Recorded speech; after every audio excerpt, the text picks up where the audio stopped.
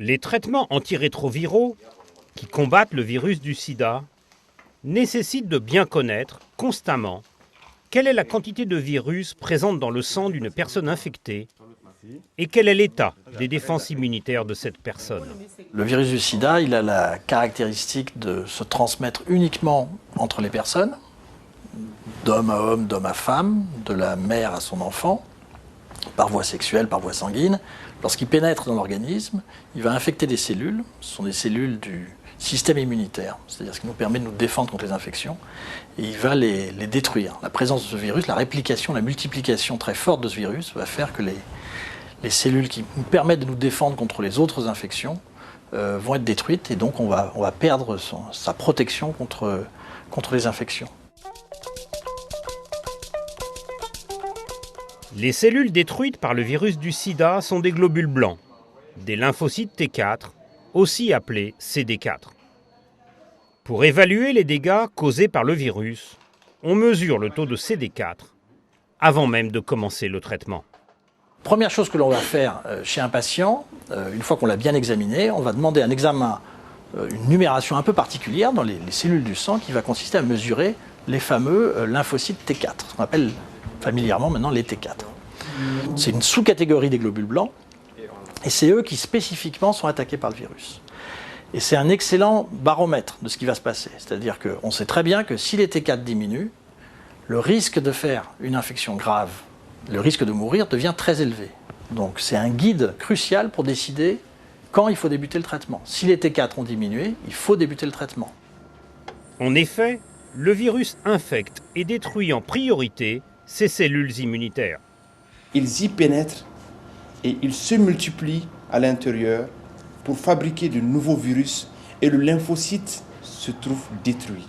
Donc, chaque fois qu'un lymphocyte CD4 est attaqué, il se fait une fabrication de nouveaux virus et de nouveaux cellules CD4 encore seront détruites.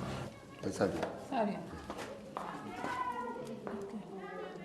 Si les CD4 sont attaqués à un certain niveau et qu'ils sont diminués, on suppose que la personne est en immunodépression.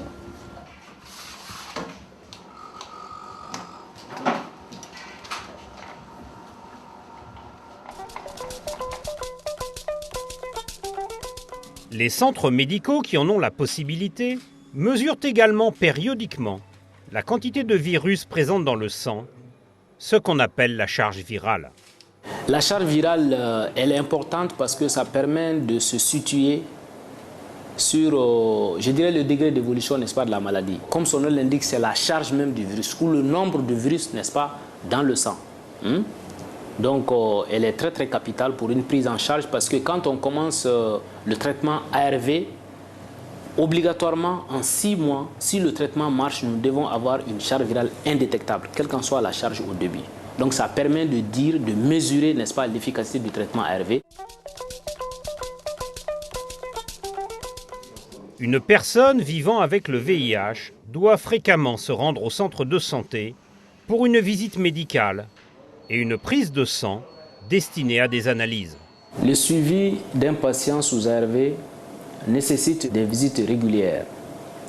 Dans un premier temps, avant de commencer le traitement ARV, 15 jours après, et chaque mois, sinon au plus tard, chaque 2 mois.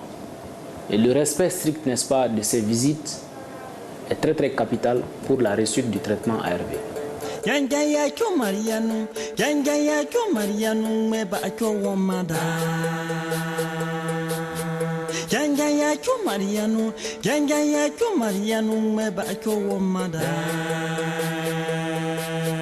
Kankambu uncho womada, dubu uncho womada, bubu uncho womada.